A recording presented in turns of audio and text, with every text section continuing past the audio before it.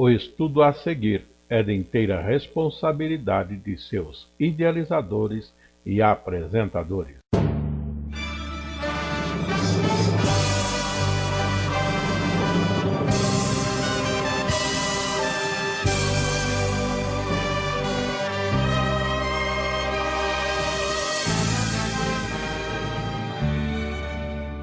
Estudo nas cartas do apóstolo Pedro. A presente lição já é de número 9, lição 9, com o título Exortações à Igreja de Deus. Esta lição é destinada às classes de jovens e adultos da Escola Bíblica Dominical.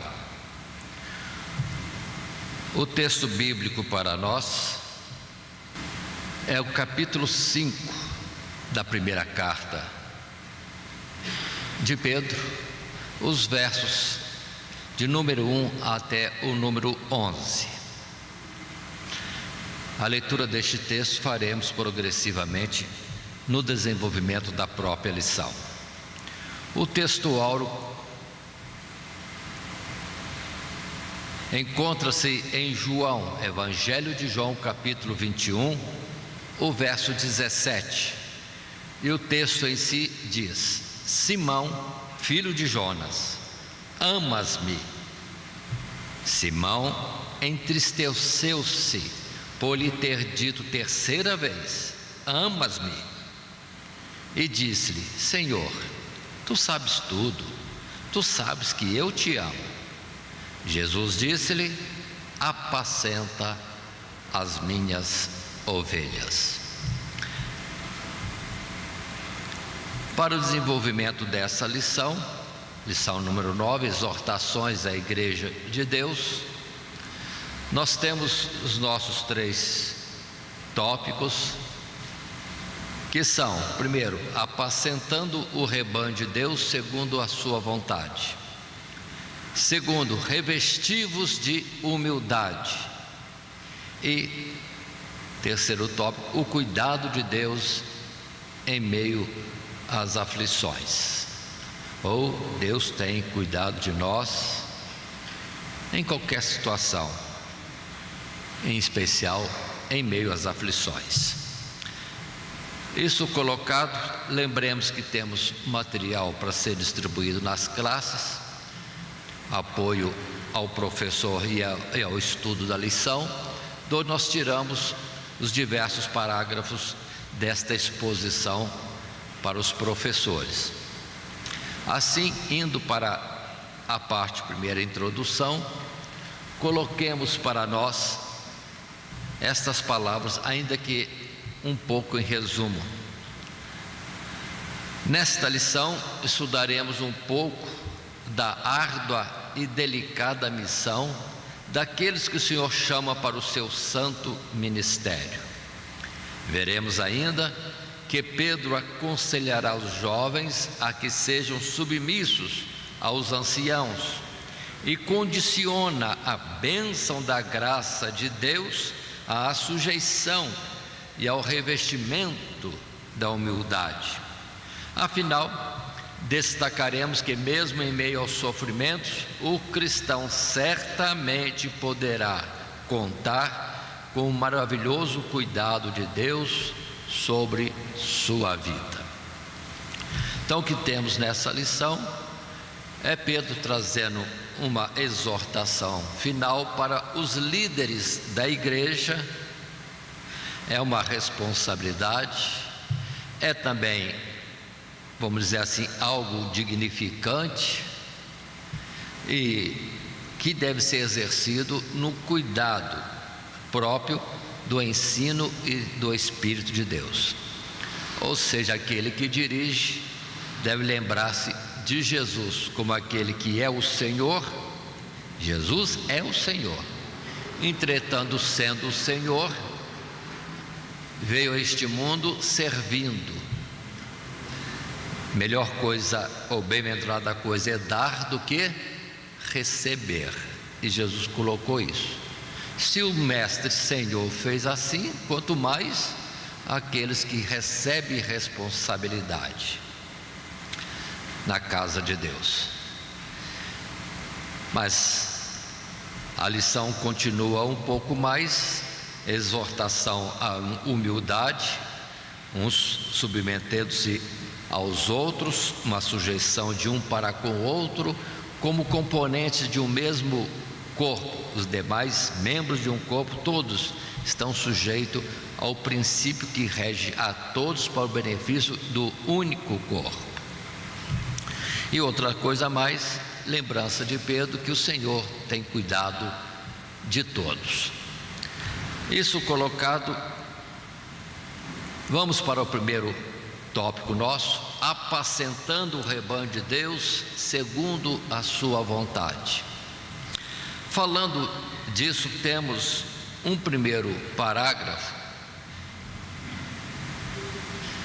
que se baseia nos versos de número 1 até 4, que fazemos a leitura agora. E lembrando que esses 4 versos é o início do texto proposto para estudo. A palavra diz então, verso 1: aos presbíteros que estão entre vós, admoesto eu, que sou também presbítero com eles, e testemunha das aflições de Cristo, e participante da glória que se há de revelar. Apacentai o rebanho de Deus, que está entre vós, tendo cuidado dele, não por força, mas voluntariamente, nem por torpe ganância, mas de ânimo pronto, nem como tendo domínio sobre a herança de Deus, mas servindo de exemplo ao rebanho. E quando aparecer o sumo pastor, alcançareis a incorruptível coroa de glória. Muito bem, assim colocado nesse parágrafo, nós temos um resumo deste assunto, que diz para nós: Pedro endereça suas palavras aos presbíteros, anciãos ou bispos, aqueles que estavam responsáveis pelo cuidado espiritual da igreja de Deus. Pedro apresenta-se como presbítero da igreja e coloca-se na mesma posição da liderança que será aconselhada, refutando com isso qualquer ideia de superioridade entre os irmãos e de exaltação que deve ser exclusiva ao Senhor Jesus Cristo. Ele ainda declara que foi testemunha ocular dos sofrimentos de Jesus Cristo e será participante da glória que se há de revelar, que é uma glória eterna e oposta ao sofrimento que é momentâneo. Consideremos estas palavras. Inicialmente no texto fala presbíteros. Muitos perderam o sentido ou não têm entendimento do que significa a palavra presbítero. Na sua origem, a palavra significa anciãos, ou ancião, presbítero, ancião, que normalmente era aqueles que tinham liderança sobre o povo, destacados no meio do povo para liderar, o que não está preso primeiramente a uma idade, mas sim líderes chamados dentre o povo para serem então condutores do povo ou estarem com cuidado a respeito desse povo. Como no passado havia chefes de 10, de 50, de 100, de 1000, é outra forma de nós podemos entender. Mas nas igrejas eram chamados anciãos, ou presbíteros, ou bispos, ou pastores, considerando o aspecto de rebanho. Precisamos ter cuidado disso e observar o Pedro, que não é o líder do cristianismo e nunca foi. A diferença grande do que se diz representar a condução da igreja no mundo hoje e do que foi Pedro, que alguém toma como primeiro líder, mas na verdade Se considerarmos, não temos esse aspecto de Pedro conduzindo, liderando um rebanho, ou ali em Jerusalém, não. Só se vê ele falando isso quando ele já está lá em Babilônia. Tudo isso baseado naquela afirmação que alguns colocam, de que foi dado a Pedro a chave que ele é a pedra alicerce da igreja. Uma grandíssima falha. A pedra fundamental, alicerce da igreja, ou a pedra angular, a rocha de apoio, é Cristo Jesus. Ele é inabalável, e aquele que está sobre ele está firme. Pode vir chuvas temporais, mas estando firme na rocha, na pedra fundamental que é Cristo, está alicerçado e seguro. Nunca foi a igreja colocada sobre homem algum, até no passado. Quem liderava o povo, na aparência era Moisés, mas era Deus. Na aparência depois era um juiz, mas era Deus. Na aparência era Samuel, mas na verdade era Deus. E esse aspecto de alguém aparentemente acabou há muito tempo. E nós temos o Senhor como líder de todos, aquele que toma a frente do seu rebanho. Mas foi boa essa palavra aqui, que ele diz a seu próprio respeito, chamando os presbíteros, os anciãos, os líderes para uma exortação, e ele se coloca como eles. Eu que sou presbítero como vocês. Observe que ele não se coloca numa posição mais elevada. E quanto a alguma posição de liderança em Jerusalém, no tempo, o início da igreja, do cristianismo, era Tiago, totalmente diferente. E em Gálatas nós percebemos que havia um sentimento e um respeito de Pedro para com os de Jerusalém, em particular a liderança em Tiago.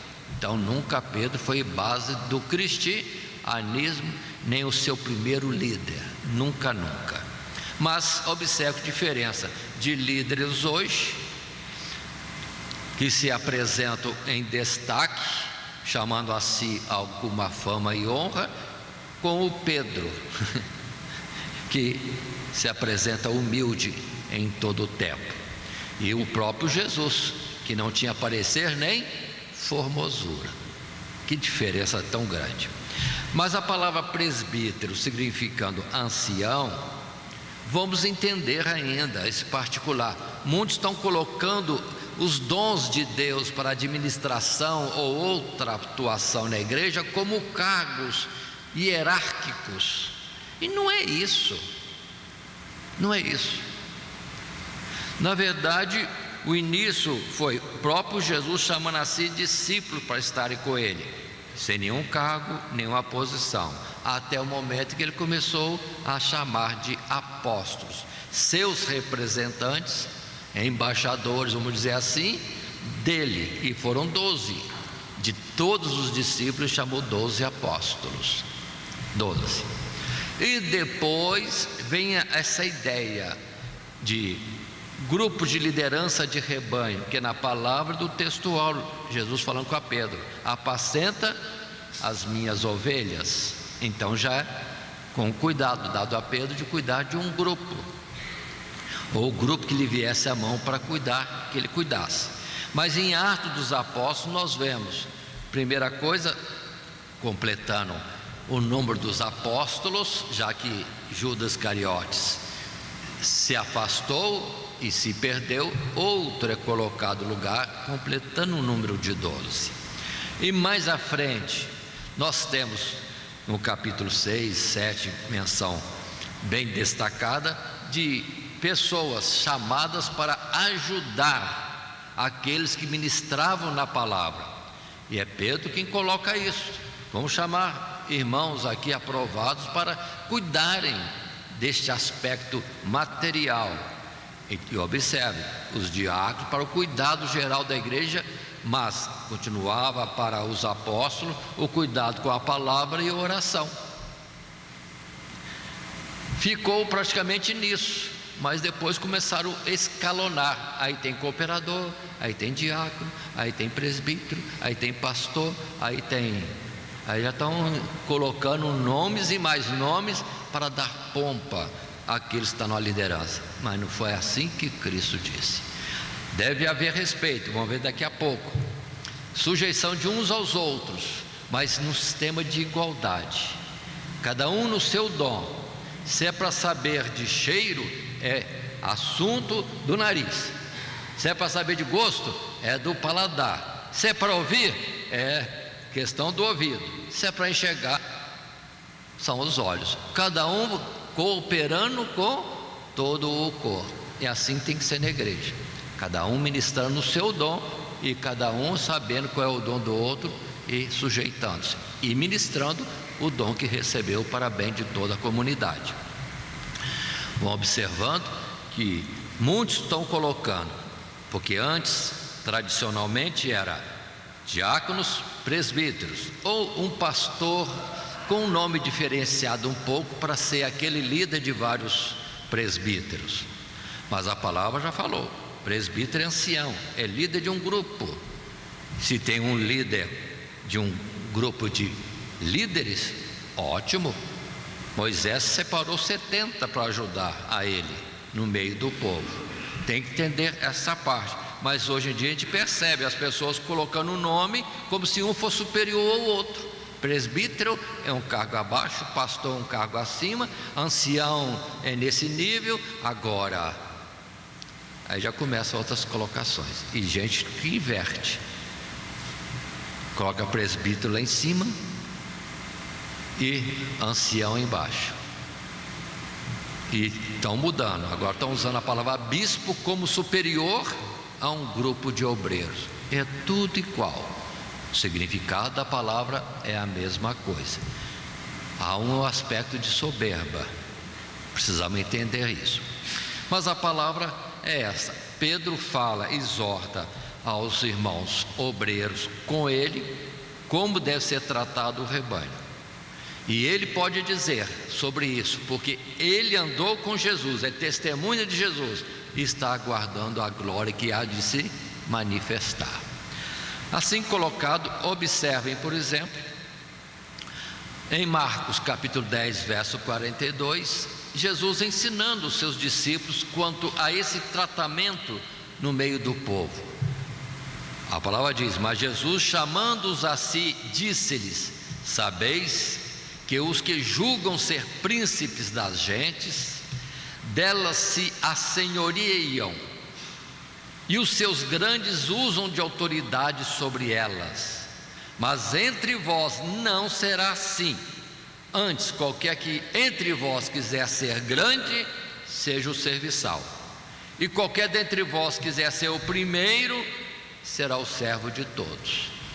Observe bem que Jesus colocou no mundo como que é. Aqueles que vão tomando liderança acham-se com direitos, e a palavra mordomia, que significa servir ou trabalhar numa certa área ou sobre alguma coisa que lhe é dado como tarefa e responsabilidade, mas algo que é de outro. A palavra mordomia agora já tem outro sentido, o que eu posso desfrutar pelo cargo que eu ocupo. Não era isso. Mordomia vem de mordomo, aquele que é responsável pelo zelo, por exemplo, de uma casa, mas em atenção ao dono, e não aquilo que eu posso aproveitar como direito meu pelo cargo que eu ocupo. Observe bem essa palavra. E entre nós percebe-se isso, que muitos querem ser obreiro não para trabalhar, mas para destaque. Não precisamos de destaque, não precisamos de vitrine na igreja, precisamos de trabalhadores na casa do Senhor. Continuando um pouco mais, no segundo parágrafo desta mesma lição 9, exortações à igreja de Deus, nesse subtítulo primeiro, apacentando o rebanho de Deus segundo a sua vontade, Pedro ressalta que é uma honra apacentar o rebanho de Deus, que foi comprado pelo seu sangue. Sabemos que o presbítero é um pastor de ovelhas e a igreja é o rebanho de Deus. Ele tem a responsabilidade de alimentar, proteger, conduzir as ovelhas de Deus. Ele não é dono do rebanho, mas pastoreia com fidelidade o rebanho que foi-lhe confiado pelo Senhor Jesus Cristo, o grande pastor. O presbítero exerce a liderança sob a autoridade de Deus e serve de boa vontade e espontaneamente, com o propósito exclusivo em agradar a Deus, cuidando do corpo de Cristo por meio da disciplina e da doutrina.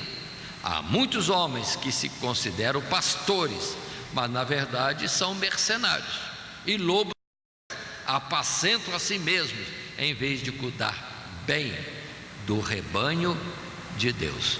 Outras palavras mais colocadas aqui. Se voltarmos à própria lição, os versos que nós vimos anteriormente, como o verso 2 e a seguir, Pedro colocou: apacentai o rebanho de Deus que está entre vós, tendo cuidado dele, não por força, mas voluntariamente. É uma chamada, nem por torpe ganância, visando oportunidades de lucro, mas de ânimo pronto. Verso 3: nem como tendo domínio sobre a herança de Deus, mas servindo de exemplo ao rebanho. Observe que aqui não fala nada de mercenário nem lobos cruéis no texto, mas fala cuidado, que não seja por torpe ganância. A ganância é própria de mercenários, faz o serviço pelo dinheiro e não pelo ideal que está proposto na ação, que é cuidar do povo de Deus, menina dos seus olhos. Mas é um alerta necessário, porque nas Sagradas Escrituras temos avisos quanto a isso. Observando Ezequiel capítulo 34, a palavra diz para nós claramente, no modelo do passado: e veio a mim a palavra do Senhor dizendo: filho do homem, profetiza contra os pastores de Israel, profetiza e dize aos pastores: assim diz o Senhor Jeová, ai dos pastores de Israel que se apacentam a si mesmos. Não apacentarão os pastores as ovelhas? Comeis a gordura e vos vestis da lã e degolais o cevado, mas não apacentais as ovelhas.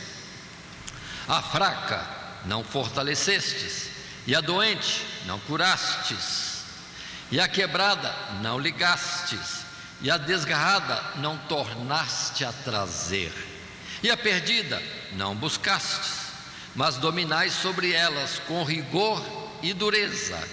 Assim se espalharam, por não haver pastor, e ficaram para pasto de todas as feras do campo, porquanto se espalharam. As minhas ovelhas andam desgarradas por todos os montes e por todo o alto outeiro. Sim, as minhas ovelhas andam espalhadas por toda a face da terra, sem haver quem as procure, nem quem as busque. Observe o profeta Ezequiel colocando desta forma. Na verdade, estamos tratando da liderança. Aqui em Ezequiel, para um estudo complementar das classes, podemos apresentar também o fato de que cita Ezequiel ovelhas que são contra ovelhas, como que retirando as ovelhas mais fracas do rebanho. Precisamos ter cuidado. O evangelismo é lindo, a gente saindo, evangelizando e trazendo para a igreja, mas depois tem que cuidar dessas ovelhas dentro da igreja. E alguns querem de momento obrigar essas ovelhas a serem como as mais antigas, as experientes, as que já conhecem e têm experiência com o Senhor. Calma, calma, devemos cuidar delas. E muitas vezes recebemos com festa alguém que aceita Jesus no seio da igreja e logo depois pressionamos para sair porque não quer, não anda conforme nós andamos. Calma, dá tempo, ensina, dê o exemplo, para que essas também sejam igual a nós experientes, maduras na obra de Deus. Isso aí foi só um parênteses que nós estamos colocando, mas houve isso no passado.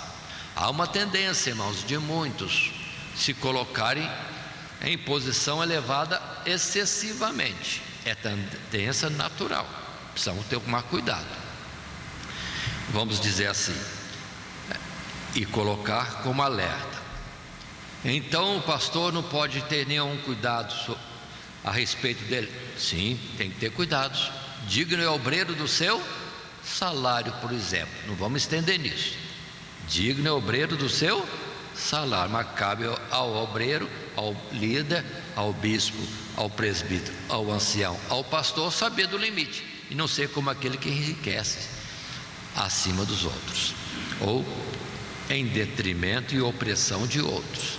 Deixa para Deus. Deus sabe cuidar e abençoar no que for necessário. Não procure o obreiro ter vantagem ou reter para si alguma coisa. Não, fica no cuidado de atender as ovelhas, e o bom pastor, sumo pastor, vai cuidar deste obreiro, porque na final de contas esse obreiro é a ovelha dele, e todos nós somos ovelhas entre nós também. Precisamos ter isso. Lembre-se de Jesus falando dos escribas e fariseus. Eles eram líderes, ensinadores, mestres, mas eles não entravam pela porta da salvação, não deixavam outros entrar. E a palavra é isso, que também eles colocavam cargas pesadas sobre o povo, cargas que eles mesmos não carregavam. Tenhamos isso aí. Depois, um outro exemplo para nós é Atos dos Apóstolos, quando Paulo vai sair da Ásia e ir embora para Jerusalém, com a ideia depois de ir para Roma e de Roma ir para a Espanha. Ele despede-se da Ásia, da Macedônia, da Acaia, daquela região, mas especialmente da Ásia, e ele aconselha os anciãos, os presbíteros, os líderes das diversas igrejas nas diversas cidades da Ásia, que tomasse cuidado do rebanho de Deus, tal qual Pedro está falando. E ele alertou sobre aqueles que entram no meio do rebanho para serem líderes em proveito próprio. E a palavra é essa, Atos 20, verso 28 em diante. Olhai, pois, por vós, Paulo falando aos líderes, e por todo o rebanho sobre que o Espírito vos constituiu bispos, para apacentares a igreja de Deus, que ele resgatou com seu próprio sangue. Porque eu sei isto, que depois da minha partida entrarão no meio de vós lobos cruéis, que não perdoarão o rebanho, e que dentre vós mesmos se levantarão homens que falarão coisas perversas para atraírem os discípulos após si. Aí está também essa colocação. E lembremos que na verdade nós devemos estar buscando a muitos lá fora para virem para o redil do Senhor Jesus, e estando aqui não é atraí-los a nós, mas continuar conduzindo-os para Cristo Jesus.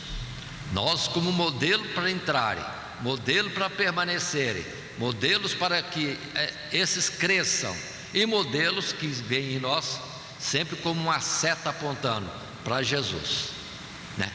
Para Jesus.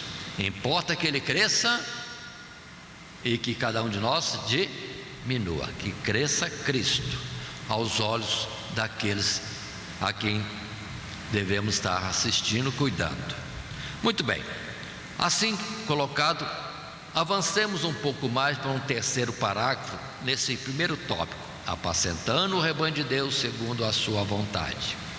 O presbítero deve aceitar esta função e encontrar satisfação em servir a Cristo, e não para fazer dela uma profissão, com desejo de enriquecer ou sendo autoritário sobre o rebanho, mas com o anelo de servir e ser exemplo para o rebanho, compreendendo a seriedade e responsabilidade do trabalho e reconhecendo as suas próprias limitações e sua própria indignidade. Ninguém deve aceitar um cargo ou prestar um serviço na casa de Deus pelas vantagens que possa obter. Seu desejo deve ser sempre o dar e não receber. O presbítero deve apacentar o rebanho como Jesus o apacentaria, com prontidão no serviço, fidelidade, amor sacrificial pelas ovelhas. Todo esse esforço será recompensado quando o Supremo Pastor se manifestar em majestade e glória. O modelo de um pastoreio exemplar é Cristo Jesus. O bom pastor dá sua vida pelas ovelhas, diferente daquilo que nós lemos em Ezequiel, em que o pastor sacrifica as ovelhas para si. Totalmente errado. Então observemos que a palavra coloca isso. Se alguém entre nós deseja ser obreiro, é coisa excelente, mas toma esses cuidados, não deixe se desviar. E vou colocar uma palavra mais forte um pouco. O maior na igreja é Cristo Jesus. E depois de Cristo Jesus, quem é o maior? A igreja. A igreja. Não é o obreiro, não, é a igreja. O obreiro, ancião, presbítero, pastor, o que ele é? Alguém tirado das ovelhas no meio da igreja para servir a igreja. E muitos colocam invertido. Ele é o mais importante, a igreja é o terceiro. Nunca a igreja é antes do pastor. Existe o pastor porque tem ovelha. Vamos entender isso. Se não tivesse ovelha, não teria pastor. E nós somos chamados para servir, e não para sermos servidos e honrados. Com esse objetivo, não. Mas cabe à igreja reconhecer os que estão colocados a serviço deles mesmos, e isso dentro do critério correto colocado por Deus. E o respeito não é primeiramente a ele, mas ao que Deus estabeleceu. Vamos entender o fato de Moisés. Moisés não era super-homem, muitos o consideram assim, mas observe quantas vezes ele chegava no problema, ele sabia a sua limitação, deixava o povo esperando e ia consultar a Deus e vinha com a resposta. Quem dirigia o povo? Era Deus. Moisés era só o intermediário, o megafone, a caixa acústica que Deus usava para dirigir-se ao povo. Perdoa essas comparações, mas precisamos entender, somos instrumentos. A glória é de Deus. Paulo colocou bem claro, um é o que planta, outro que rega, mas quem dá o crescimento é Deus. Somos cooperadores, lavradores, juntos no cuidado da seara de Deus. Fiquem essas palavras, cada um considere isso e observem, por exemplo, palavras como essas em Lucas capítulo 5, verso 8, o início deste obreiro chamado Pedro. Que diz nesse texto? Verso 8: e vendo isso, Simão Pedro prostrou-se aos pés de Jesus, dizendo: Senhor, ausenta-te de mim, porque sou um homem pecador. Pois que o espanto se apoderara dele e de todos os que com ele estavam, por causa da pesca que haviam feito.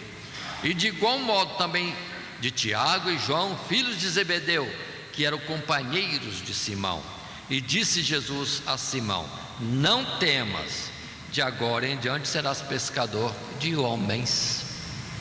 Agora coloco uma observação mais que eu iniciei a falar, não complementei.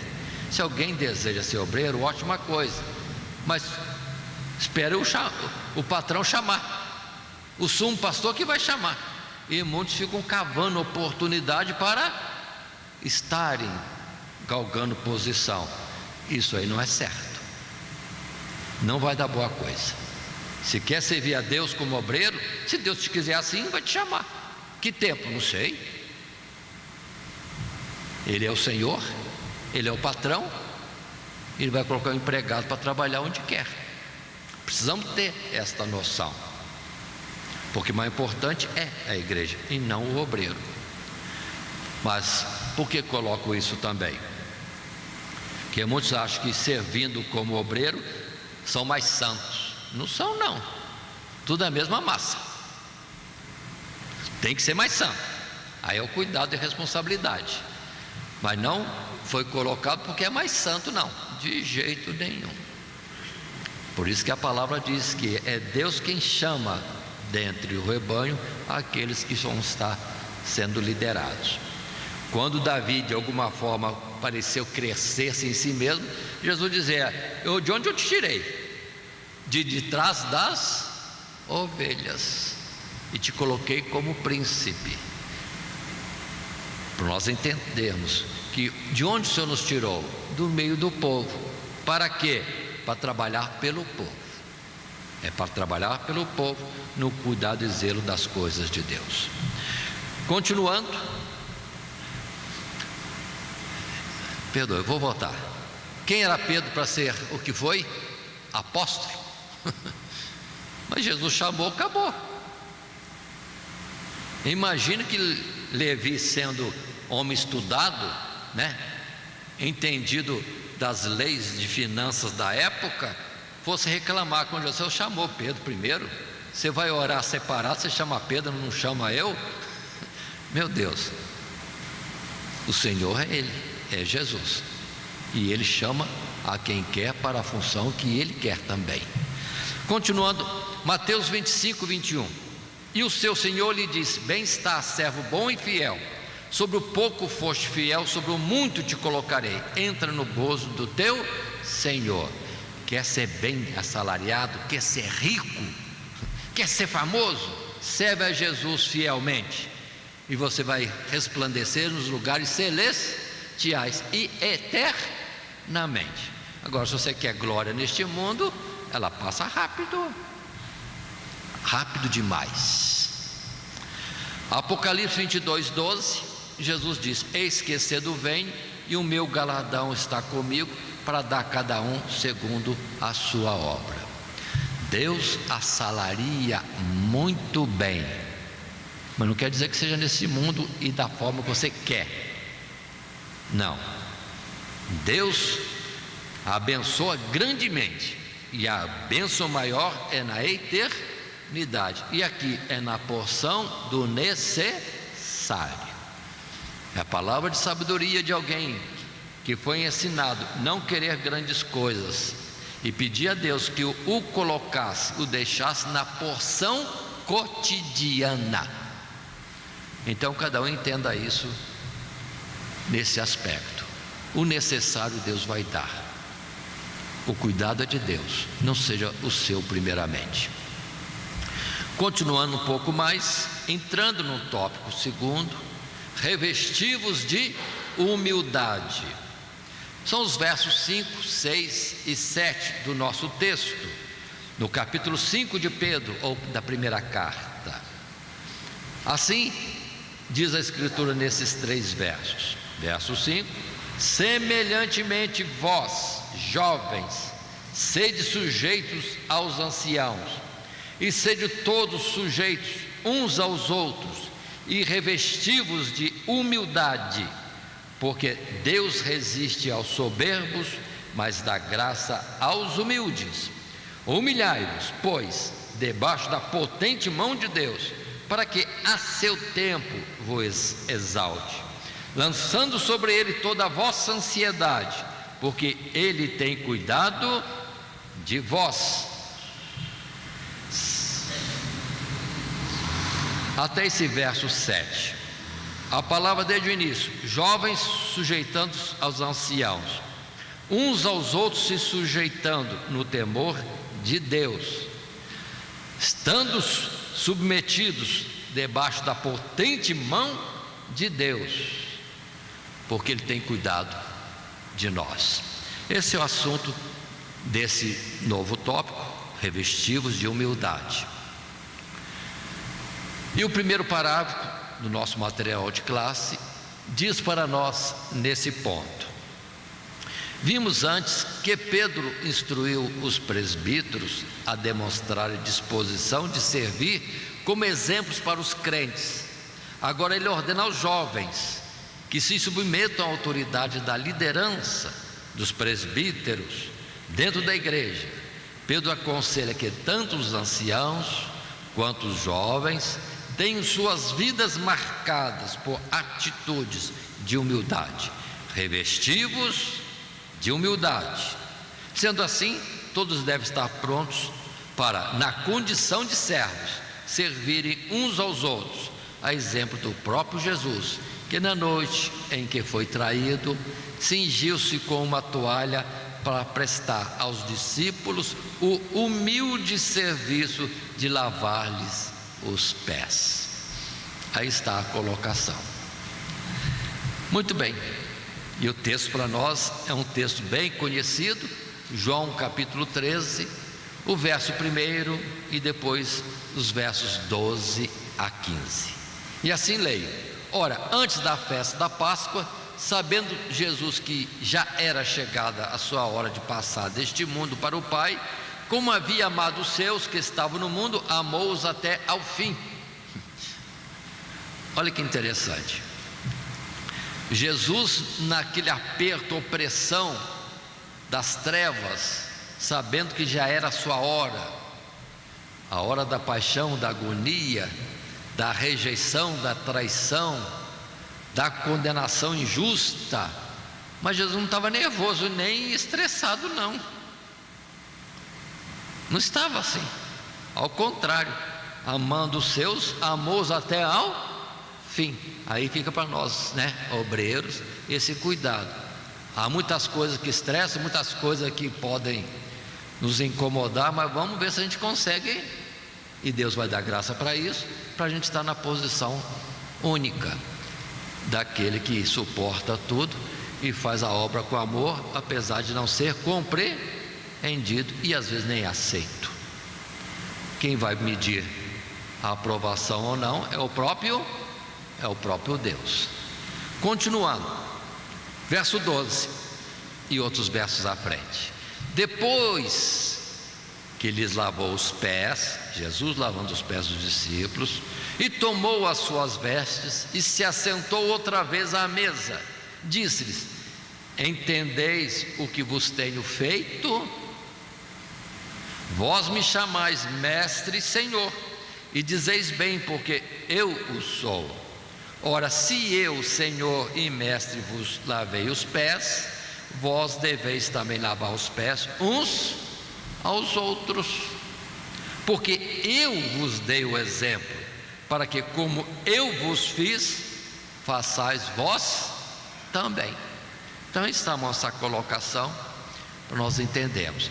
Agora, cuidado, vamos fazer isso, mas não fazer porque temos ciência e queremos que os outros vejam em nós uma humildade para nos elogiar ou para sermos vistos como aprovados no modelo.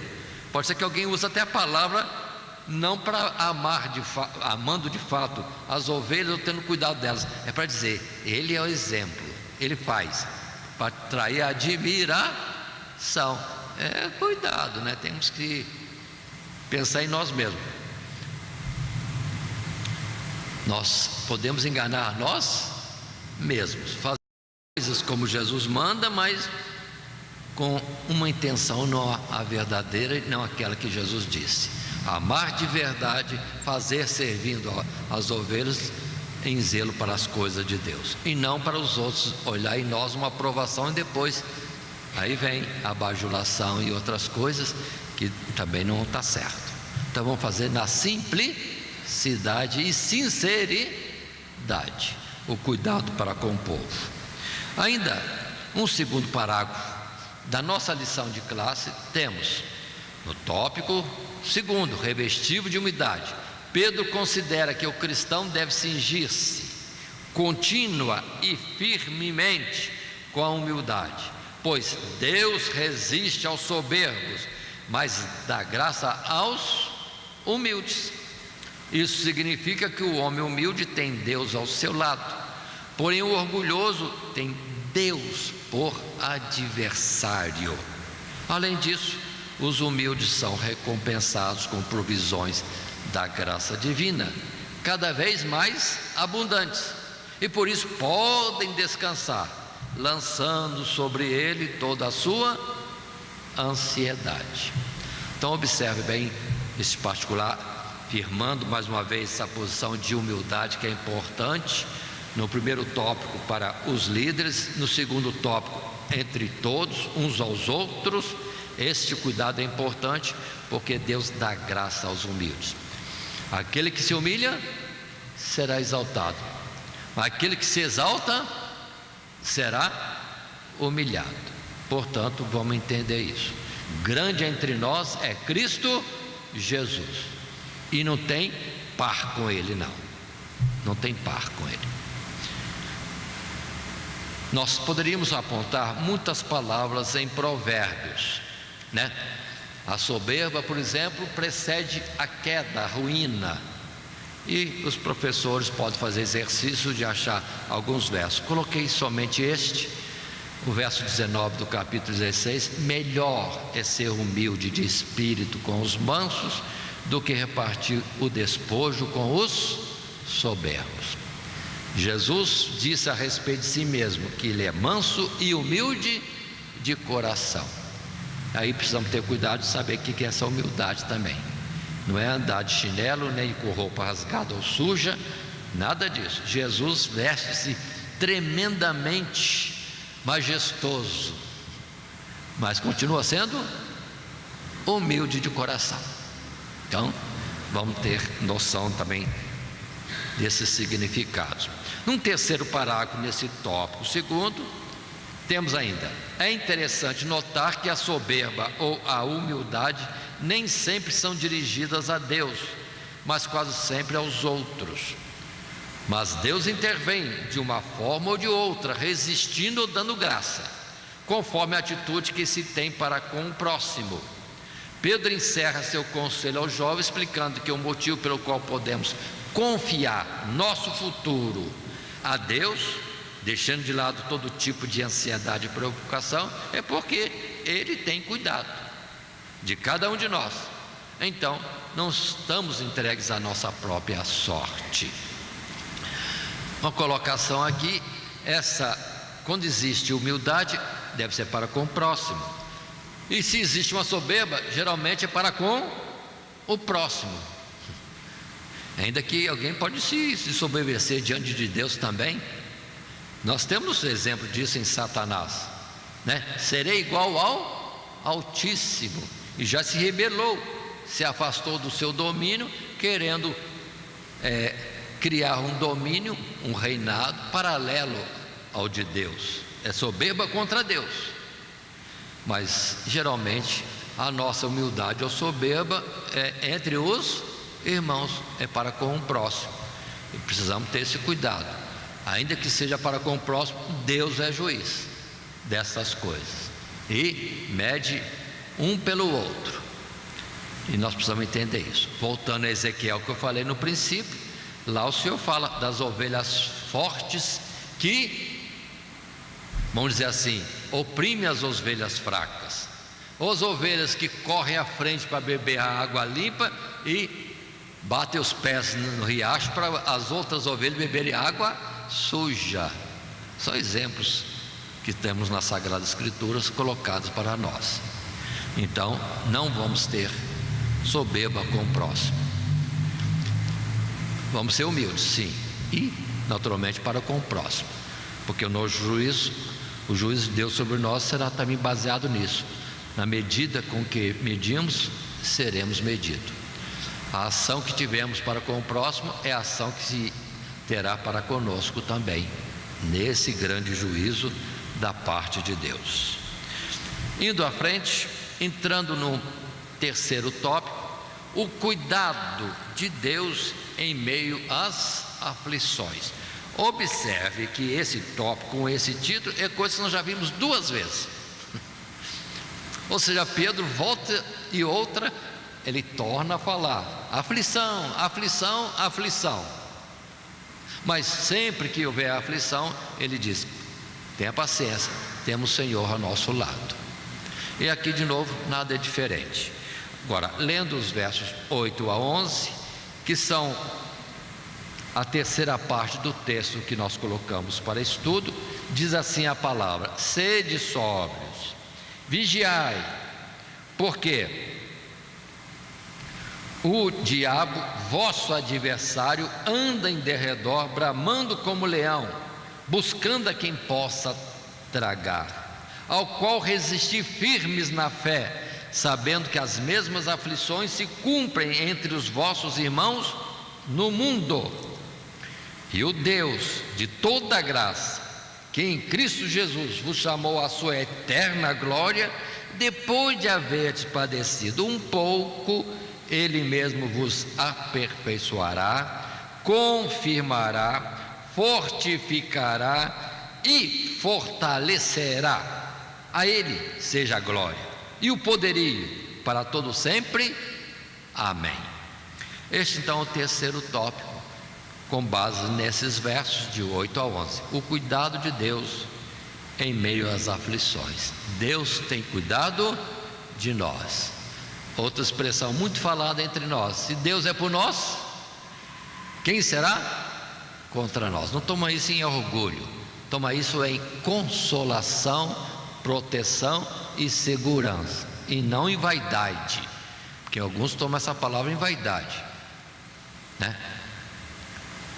Se Deus é por nós, quem será contra nós?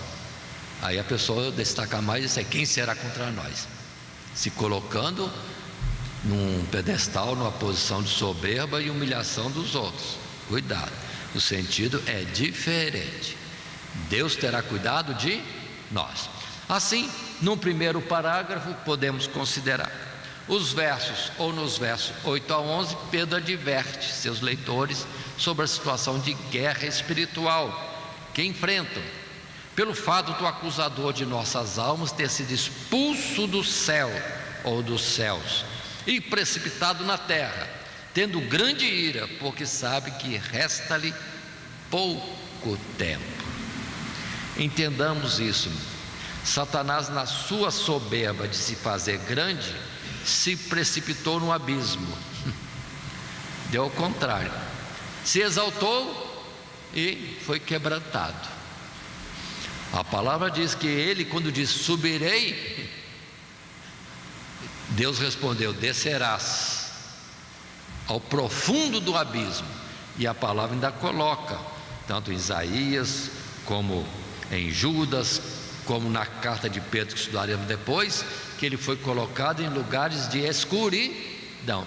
Pensa que vê, mas na verdade está em escuridão, como muitos no tempo de Jesus achavam que entendiam tudo, e Jesus disse que eles eram cegos, e Jesus veio para dar a luz. Mas como eles diziam e teimavam que já viam tudo, já entendiam tudo, e continuavam na sua ignorância e cegueira espiritual. Muito bem. Quando o adversário das nossas almas primeiramente se rebelou contra Deus e vê que tudo é o contrário, na sua exaltação ele foi quebrantado, ele não passou a ficar satisfeito com a possibilidade de ter um reino semelhante ao de Deus, porque nunca foi. E nessa disputa tomou já a posição de adversário de Deus. Antes queria ser igual, mas depois ele já se coloca como adversário. Em uma situação de confronto, passa a perseguir aquilo que Deus criou, no que ele tem prazer. Deus amou o mundo de tal maneira, e o diabo parece que entendeu: então vou ferir aquilo que ele ama, para aborrecer a ele, ou quem sabe vencê-lo, mostrar que eu posso destruir os seus projetos. Contra Deus ele não pode nada, e na verdade contra a igreja também ele não pode nada, e nós vamos ver sobre isso. Assim, lembramos de Apocalipse capítulo 12, do verso 7 até o verso 12.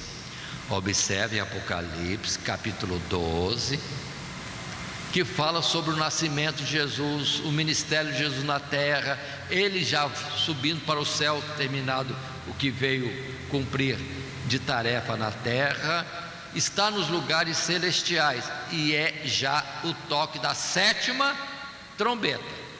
Então Jesus vindo 2000 anos atrás, já é o toque da 7ª trombeta, é isso que precisamos entender também.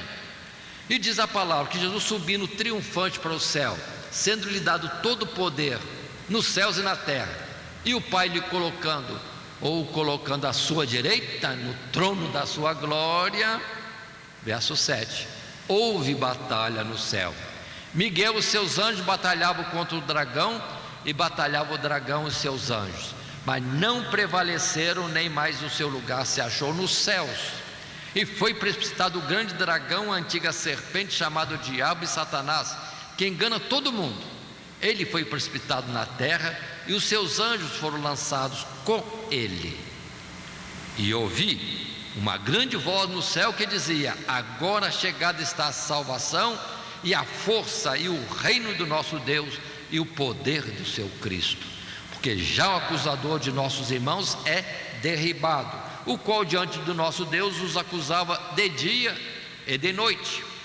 E eles o venceram pelo sangue do Cordeiro e pela palavra do seu testemunho, e não amaram a sua vida até a morte. Pelo que alegrai-vos, ó céus, e vós que neles habitais. Ai dos que habitam na terra e no mar, porque o diabo desceu a vós e tem grande ira, sabendo que já tem pouco tempo. Ou seja, Satanás, irmãos, tem uma existência que eu não posso dizer quanto tempo é, mas são milhares e milhares de anos em situação de lugares celestiais. E saber que vai perder tudo isso, que vai ser lançado no lago de fogo e enxofre, ele está irado. E como ele não consegue nada contra Deus, investe contra a igreja. A igreja, mas é um corpo, as portas do inferno não prevalecem contra ela, é o corpo de Cristo, não tem jeito. Mas aí que o diabo então faz outra, ou toma outra estratégia, não consegue contra a igreja num todo, então começa a pegar aqueles que estão distraídos em redor, tal qual um rebanho, né? Nunca temos os predadores atacando o meio do rebanho, né? Vamos dizer assim, o touro mais forte, mais pesado, mais gordo, que nada, ele ataca os mais fracos e doentes, os que estão pelas beiradas. Pelo que todo aquele que está assim na beirada, sai daí, entra para o meio do rebanho. Não deixa a congregação, como é costume de alguns, é a ovelha afastada da comunhão e do rebanho, é uma presa fácil para o diabo. Precisamos entender isso. Então, ele não quer que nós tenhamos vida eterna, ele não quer que nós vamos morar no céu, de onde ele foi expulso já. Ele não quer, pelo que está na ira tremenda contra nós, já que não pode contra Deus, nem contra a coletividade.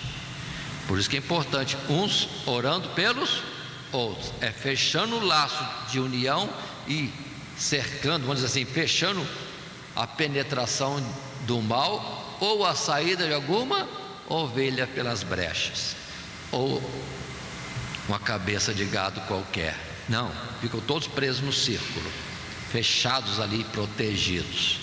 É a ideia que está aqui. Quero aproveitar e colocar, para a gente entender, que até os céus disseram: ai dos que habitam na terra e no mar. Se os anjos lá no céu disseram isso, porque o negócio é feio. E muita gente na batalha contra o mal acha que está lutando com qualquer aí. Não, ele está lutando contra os príncipes das trevas, as potestades do mal. Precisamos entender isso. Os anjos estão olhando lá, coitado dos habitantes na terra. A nossa fortaleza está em Cristo Jesus. Aquele que habita nos esconderijos do Altíssimo, à sombra do Onipotente, descansará. Mas se quiser dar uma saidinha, aí é perigoso. Portanto, é a forma que Pedro colocou: o diabo, nosso adversário, está ao derredor procurando a quem possa tragar. Aí vem esse apelo que ele faz para nós sermos vigilantes. Num parágrafo segundo, nesse tópico 3, cuidado de Deus em meio às aflições, no primeiro momento, Pedro recomenda que os cristãos devem viver em todo o tempo de maneira sóbria e em vigilância. Isso se deve ao fato de termos um adversário, a saber, o diabo. O adversário dos cristãos é identificado como um ser maligno, um anjo caído, que anda em derredor com o propósito de roubar, matar, destruir. Ele é, a palavra diz, a antiga serpente, o leão que ruge, o pai da mentira. O cristão não deve subestimar sua influência e nem suas artimanhas, pois ele busca uma brecha na vida daquele que anda desapercebido para o dominar. Então estejam atentos para isso, é o que Pedro está falando em todo o tempo. Viver de forma vigilante, forma sóbria. Aquele que é santo, santifique-se mais ainda. É procurar se aproximar cada vez mais de Deus. Estará muito mais protegido, humanamente falando assim. Agora, lembremos de textos na Sagrada Escritura que Jesus falou também disso, como em João capítulo 10 e verso 10: o ladrão não vem senão para roubar, a matar e a destruir. Ele, Jesus, vim para que tenham vida e a tenham com abundância. No capítulo 6, verso 11 de Efésios, Paulo contribui com esta palavra: revesti-vos de toda a armadura de Deus, para que possais estar firmes contra as astutas ciladas do diabo. No outro lugar diz que nosso combate não é contra a carne nem contra o sangue, mas contra as hostes espirituais da maldade nos lugares celestiais, a luta espiritual. Em Mateus capítulo 13, versos 24 a 26, Jesus propôs-lhes outra parábola, dizendo: o reino dos céus é semelhante ao homem que semeia boa semente no seu campo. Mas dormindo os homens, veio o seu inimigo e semeou o joio no meio do trigo, e retirou-se. E quando a erva cresceu e frutificou, apareceu o joio. No meio do cristianismo, do povo de Deus, era para ser só trigo, mas não sejamos simples não. Jesus deu esse exemplo. O mal, numa distração qualquer, faz com que os seus agentes estejam entre nós. Aí é lobo em meio às ovelhas, é joio no meio do trigo. Haverá danos, e cada um cuida de si, no temor de Deus, na procura da proteção de Deus em qualquer situação. Ainda mais um parágrafo, nesse tópico 3, o cuidar de Deus em meio às aflições. Por fim, Pedro aconselha a seus leitores que resistam firmes na fé, pois a fé é um escudo contra os dardos inflamados do maligno.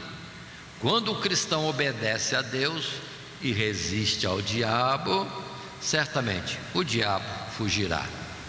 Além disso, é preciso salientar que as mesmas aflições que eles enfrentavam, ou qualquer um de nós pode enfrentar, se cumprem entre os cristãos ao redor do mundo.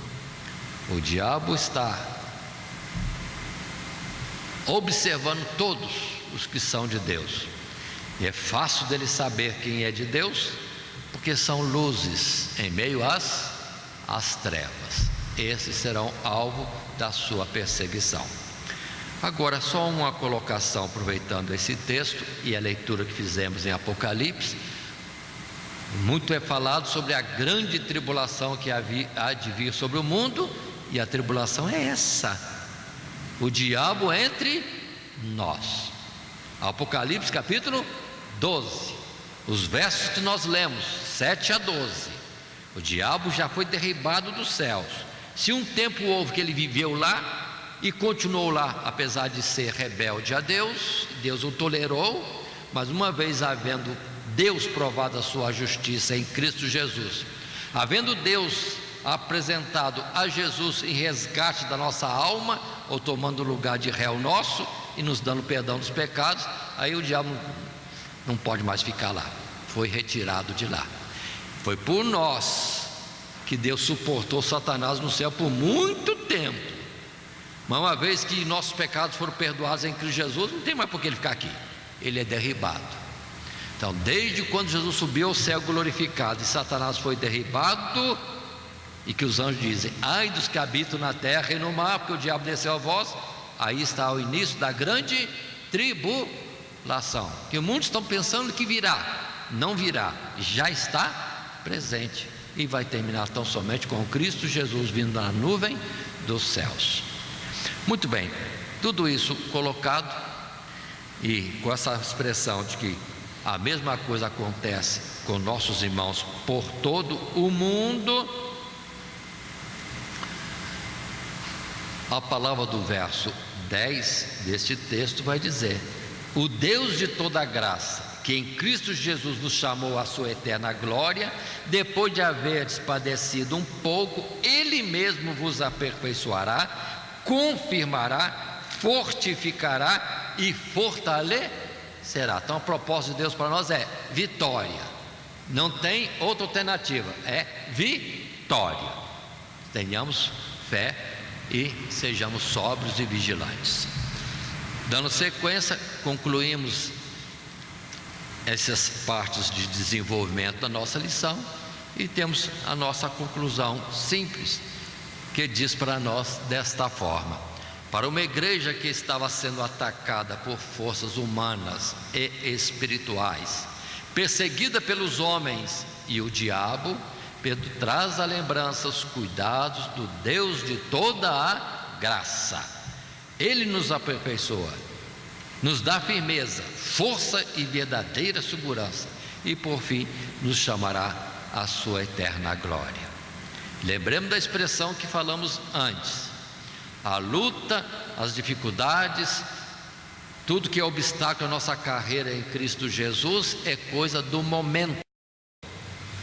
Vamos olhar para o depois, a eternidade com Deus. Não troquemos uns poucos momentos e venhamos depois a perder a vida eterna com Deus.